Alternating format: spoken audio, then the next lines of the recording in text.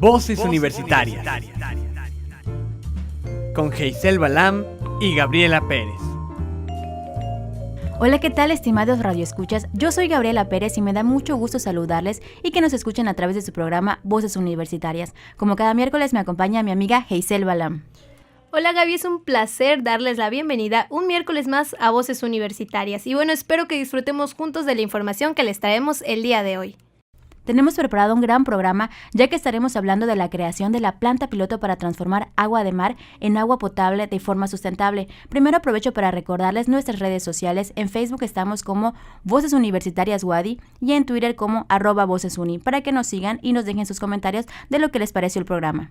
Les recuerdo que nos escuchan en las frecuencias 103.9 FM o 1120 AM y en Tizimín por el 94.5 FM. Así que ya lo saben, nos pueden seguir en Facebook y en Twitter para que no se pierdan el programa todos los miércoles.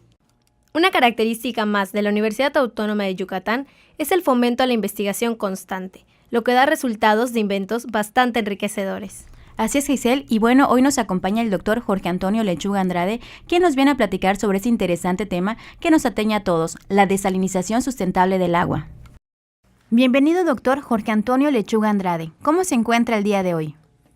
Muy bien, muchas gracias por esta invitación, Gaby y Geisel, para poder compartir con el auditorio de la Radio Universidad este proceso que se patentó y que pues debe ser el conocimiento de todos los auditores de esta gran y importante radiodifusora de la universidad. Doctor, sin duda alguna es un gusto tenerlo aquí el día de hoy. Pues tantos años de experiencia en la universidad, me gustaría que nos cuente un poco sobre su trayectoria en la UADY. ¿Cómo no? Yo inicio en la universidad en el año de 1986 como profesor de medio tiempo en la Facultad de Ingeniería Química. Posteriormente, en 1988, ya se concurso en las plazas de oposición y obtuvo la plaza de profesor asociado y comienzo ya a dar clases y a hacer un poco de investigación. Esto lo hacía simultáneamente porque era yo profesor de medio tiempo, trabajando en la industria privada, y en la tarde, 4 horas, iba yo a la universidad, a la facultad. Y entonces ese fue mi inicio. Después de 10 años estando en esa situación, se da la oportunidad, se me propone por el Consejo Universitario para la dirección de la facultad en 1995. Y bueno, ahí ya son otros retos y 8 años de estar trabajando en ello, pues yo no descuidé, seguí dando clases, descuidé mi actividad académica, que yo dije algún día voy a regresar y a ser otra vez profesor y investigar. Y terminando, pues estuve dando unas clases y después obtuve la beca para irme a mi doctorado, que fue en Barcelona, en la Politécnica de Cataluña y en el Instituto Nacional Politécnico de Toulouse, en Francia. Y de ahí nace un proyecto que es el que hoy nos compete. Pues cuéntanos un poquito acerca del proyecto de la desalinización sustentable del agua, pues que es bastante interesante. Nosotros lo estuvimos checando y se nos hizo un tema que tiene para mucho, pero cuéntanos un poco acerca de eso. Sí, con mucho gusto. El proceso de desalinización de agua de mar existe ya hace tiempo, desde los 60s. Sabemos que en el Medio Oriente no tienen agua y sí tienen mucho petróleo. Y comenzaron a desalinizar agua con procesos, voy a mencionarles algunos, el de evaporación multietapas flash, el de destilación multiefectos y compresión de vapor.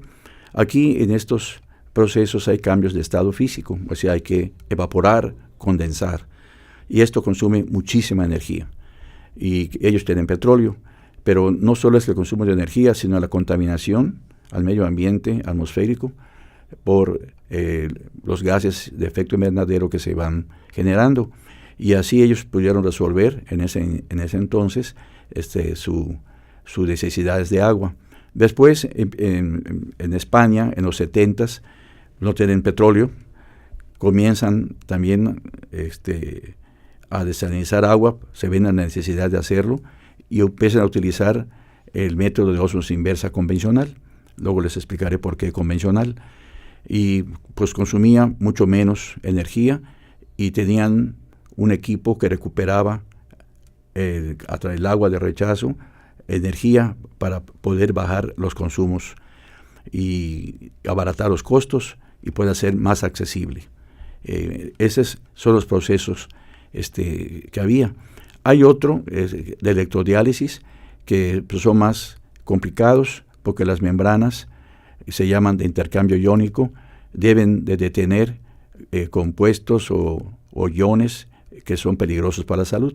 Entonces, por eso se llama intercambio iónico. Pero es muy caro el proceso, ¿no? ¿Específicamente qué es? Bueno, cuando hago algo me gusta conocer qué procesos existen, pero no solo es leer, sino tengo que ir y ver en el proceso en vivo cómo se está llevando a cabo la desalinización en estos que acabo de mencionar: evaporación, destilación, compresión y ósmosis convencional. Entonces me dieron un apoyo por el Centro de Investigación de Desalinización de Agua de Mar del Medio Oriente para estar en Arabia y conocer estos procesos. Y en la Universidad Politécnica de Cataluña me dieron otro apoyo para ir de Barcelona hasta Islas Canarias, donde toda el agua que se produce es por ósmosis inversa, que yo llamo convencional porque es a membrana parada y a través del recuperador del agua de rechazo se obtiene energía y a través de ello bajo mucho los consumos. En mi caso, ya conociendo estos procesos, viene algo que se llama el estado de la técnica o el estado del arte. Es para mí en una matriz FODA, fortalezas, oportunidades, debilidades y amenazas, ubiqué todos los procesos con sus pros y contras y empecé a ver qué es lo que hacía falta y por lo tanto había que bajar los consumos de energía, no contaminar y los costos de producción, y comencé a trabajar en la investigación para poder lograr una propuesta, un proyecto que pudiera disminuir estos factores que acabo de mencionarles o estas variables importantes. Tomé varios cursos de inteligencia competitiva y vigilancia tecnológica, otro curso sobre el manejo de simuladores y otro de teoría de inventiva de resolución de problemas. Esto fue para que me dé pautas y me den una idea, una ayuda de la generación de estas ideas se conviertan en realidades que puedan servirme para hacer un proyecto más eficiente. Con esos resultados, comienzo a investigar y a estudiar y a construir este proceso que en vez de utilizar ósmosis inversa a membrana parada, se utiliza con membrana de movimiento. Ahora, ¿cómo logro ese movimiento? De ahí viene utilizar la centrifugación, que la membrana no esté parada, sino la membrana salga al encuentro del fluido o del flujo del agua que se inyecta. Siempre hay que usar una bomba, pero de baja presión, ya no de alta, para inyectar el agua de mar hacia el filtro centrífugo, y las membranas están en movimiento, y debe inyectarse esto en sentido opuesto al que giran las membranas, para que exista una presión. Con eso se logró bajar muchísimo el consumo de energía. En las plantas que ya les mencioné que visité en estos países, la de las Canarias era para mí la mejor en muchos puntos. Ósmosis inversa convencional consumía 2.6 kWh por metro cúbico de agua tratada. En el Medio Oriente las de compresión y evaporación eran mucho más alto. Entonces, primero ya con esta propuesta que hacía en la investigación, logré bajar este consumo de 2.6 a 1.5 kWh por metro cúbico. El costo de la membrana en la empresa esta de España era $1.10 por metro cúbico de agua tratada, y en los míos, mis resultados fueron 62 centavos de dólar por metro cúbico de agua tratada. Por otra parte, en la ósmosis convencional, que es membrana parada, había que detener durante un turno de trabajo varias veces el proceso para limpiar las membranas, debido a que los sólidos totales disueltos del agua de mar se incrustaban en los poros de la membrana y pues eso impedían que haya un filtrado, y había que parar, detener y limpiar. Y estos son tiempos, como ustedes saben, improductivos, en el cual tiene un costo, y esto incrementaba el costo del proceso. Y por otro lado, el utilizar productos químicos para limpiar adelgazaba las paredes de la membrana, que son materiales poliméricos y semiporoso, por eso tiene sus poros donde puede salir el agua y retiene a los sólidos para poder lograr la potabilización. Estos productos químicos que se utilizaban, pues también era un costo adicional, y después de la limpieza, pues se devolvían al mar, y otro impacto ambiental. La tasa de conversión en la ósmosis inversa convencional era de 60-40. 40% del agua que entraba se filtraba o se potabilizaba, y el 60% de rechazo. Se devolvía al mar ya muy concentrada y creaba severos impactos ambientales para la flora y fauna marinas. Entonces era otro problema que había que resolver. Ya con este primer paso de centrifugar y poner en movimiento la membrana, abaratando el costo de producción, y por otro lado bajando el consumo de energía, nos faltaba qué hacer con la limpieza. Entonces seguimos investigando para mejorar el prototipo, seguimos investigando, y vimos que existía unos flujos secundarios que se dan en la dinámica de fluidos, llamados vórtices de Dean. Y estos vórtices se logran a través de ciertas condiciones: un diámetro de la membrana interno adecuado, un número de Reynolds, que es el que marca la velocidad del fluido, adecuado, un diámetro de curvatura, porque la geometría de la membrana tenía que ser de una forma especial, y un tamaño del paso de las vueltas que da la membrana. Y con esto se fueron haciendo ensayos y se lograron obtener los vórtices. Esto ya existía. El señor W.R. Dean, un inglés, fue el que hacía experimentos con fluidos para obtener los vórtices, pero lo hacía con membrana parada. Entonces había otro reto: ¿será que yo al centrifugar los vórtices permanezcan? Era mi pregunta. Había que probar. Entonces, a membrana estática ya tenía yo los parámetros y lograba la vorticidad. Comenzamos a trabajar con la centrifugación y ver si se mantenían los vórtices.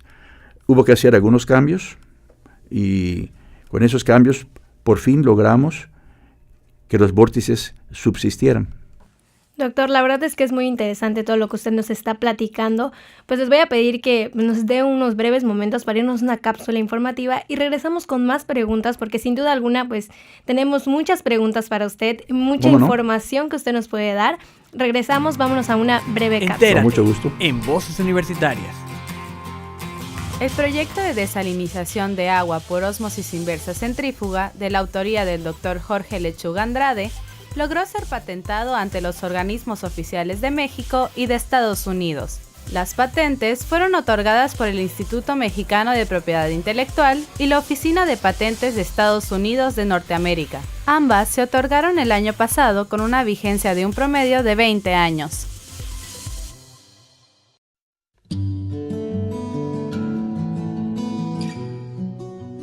Estás escuchando Voces Universitarias.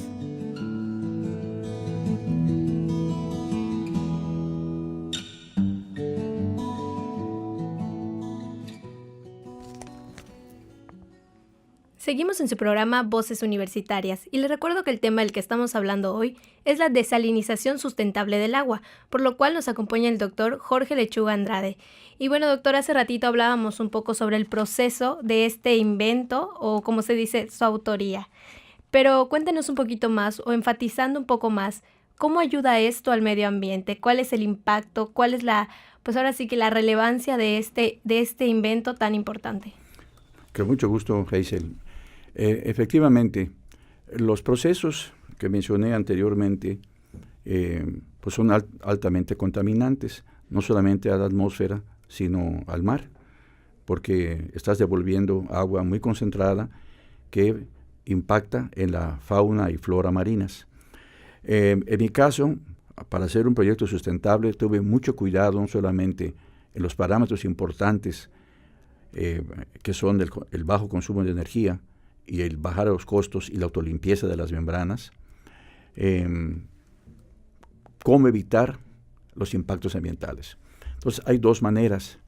La tasa de conversión, o sea, cuánto de lo que entra de agua de mar se convierte en potable y cuánto se rechaza. En el proceso de ósmosis convencional, era 40 se potabilizaba y 60 se rechazaba. En el que yo propongo es 50 y 50. De todas maneras, ese 50 que se devuelve está concentrado. Entonces había que tomar una decisión para ver qué hacer con esa agua de rechazo. Y hay dos opciones. Una, que esa agua se almacene en un recipiente, se haga mediciones de cuál es su concentración en sólidos y sobre ello darle un post-tratamiento para adelgazarla, bajarla, ya como un agua normal marina y devolverla al mar. Ese es uno. Y la otra opción me parece a mí muy interesante porque encontré empresas en Medio Oriente y en España que ellos llaman empresas híbridas o empresas duales. Así como en la siembra, en la agricultura existen simbiosis de dos tipos de plantas diferentes que se ayudan en su crecimiento, también aquí hay una simbiosis industrial, diríamos yo, en los procesos. El agua de rechazo de las membranas del proceso de desalinización, la opción 1, devolverla al mar previamente tratada. La opción 2, utilizarla para industrializar los componentes que tiene, ya sea elementos, iones, elementos químicos o iones, ¿no? Entonces, de ahí yo puedo obtener muy valiosos en el mercado productos del magnesio y para industrializarlos en esta nueva planta, y entonces con el agua de rechazo me sirve de materia prima para alimentar la planta para procesarlos, y puedo obtener productos que tienen una alta demanda en el mercado, y además en ese proceso se obtiene energía calorífica, que la cual puede ser convertida en energía eléctrica, y esto me viene a apoyar aún más en mi proceso de desalinización. De esta forma, uso menos combustibles fósiles y no contamino impactos en el mar, y con estas acciones, estas estrategias, puedo disminuir muchísimo los impactos ambientales, casi anularlos. En la atmósfera, pues casi no, porque el consumo energético es bajo, y con la adición de la nueva planta, pues lo voy a hacer aún más bajos, ¿no? Por lo tanto, hay una mitigación en cuestión de impactos ambientales, ¿no? Doctor, pues una pregunta que nos surge bastante con la escasez, o sea, ¿qué va a pasar con la escasez del agua si el agua además ya puede potabilizarse? ¿Cómo beneficia en ese sentido al medio ambiente? Hay una escasez muy grande. Más que escasez, yo diría las causas, ¿no?, de lo que está pasando en el mundo. La Organización de las Naciones Unidas, la ONU, en su declaración para el tercer milenio, su séptimo objetivo fue dotar aquellos lugares en el mundo que no tienen acceso a agua potable. Y han ido trabajando en eso. Ahorita, cuando menos en el 2020, lograr que el 20% de esa faltante se pueda subsanar. En esos objetivos, ellos decían, las cifras son alarmantes. Aproximadamente 2.2 millones de gentes al año mueren o padecen enfermedades gastrointestinales muy severas. Entonces, tenemos que contribuir y apoyar para que esta parte de la población pues tengan acceso a agua potable.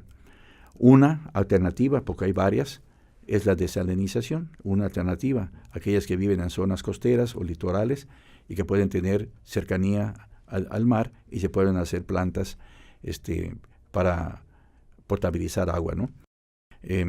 Y hay otros, los que no están muy cerca de litorales, pues habrá otras estrategias, otros procesos, y como ya mencioné, que pudieran ayudar y que no contaminen tampoco el medio ambiente, ¿no? Entonces, más que la escasez de agua, ¿qué está pasando?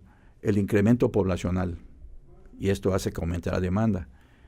El incremento de actividades agrícolas requiere agua. El incremento industrial, las industrias requieren agua. Y si a esto sumamos, aparte de las del consumo, bueno, pues estamos, consumo doméstico normal con el incremento de la poblacional, pues estamos hablando de muchas variables que están demandando mayor agua, ¿no? Entonces, esto hace que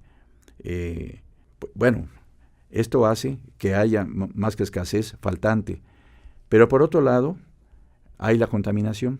Contaminamos el agua y entonces en las fuentes de abastecimiento tradicionales, como aguas subterráneas, por ejemplo, se ven altamente contaminadas y esto encarece su potabilización y tienes que llegar a mantos más profundos, con pozos profundos, para lograr un agua más limpia o menos contaminada. En caso de los ríos es lo mismo, ¿no? Y lagos también.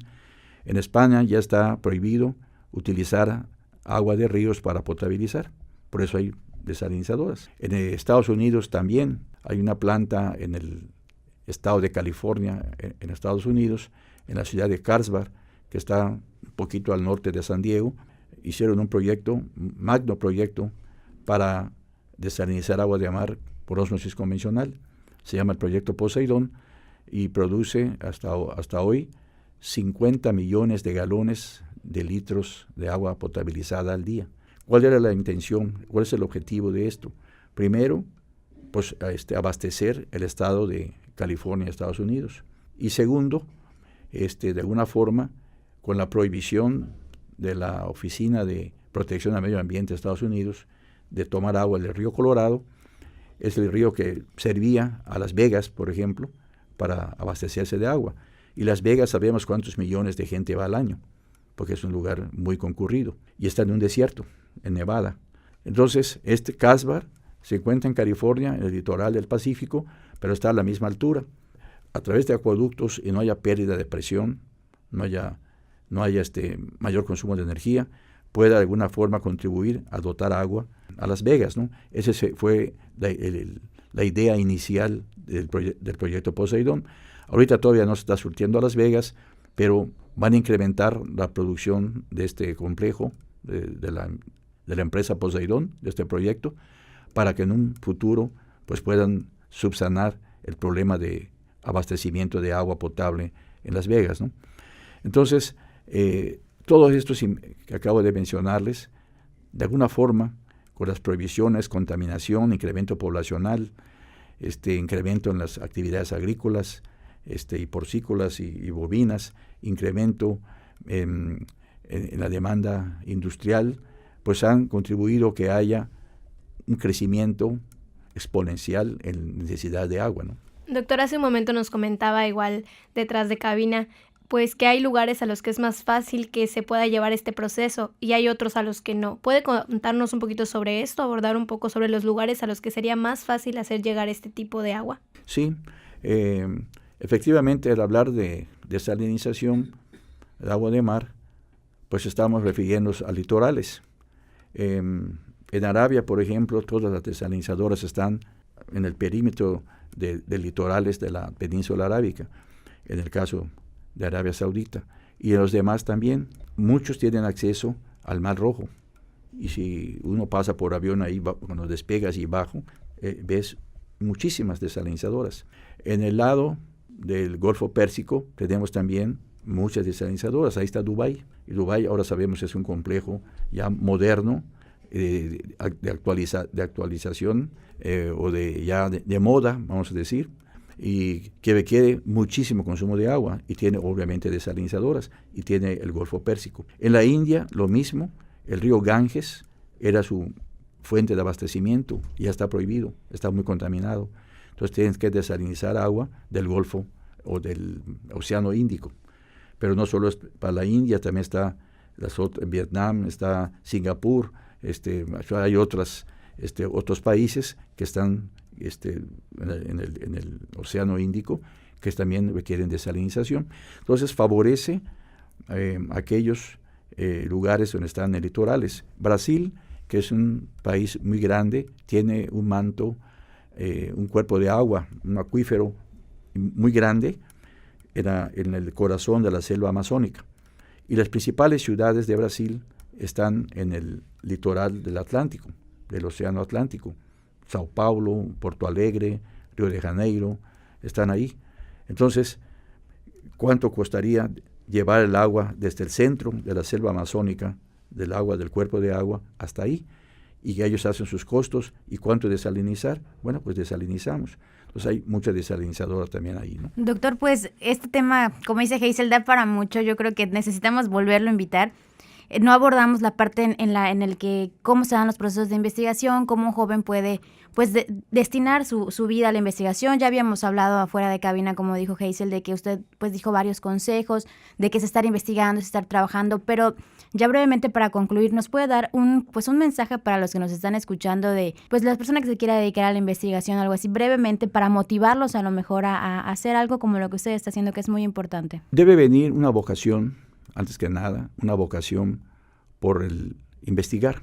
Ya esa vocación, hacerla realidad, es ya haciendo, diciendo y haciendo. Y comenzar a buscar información. Cuando se investiga hay que tener un banco de datos, de información.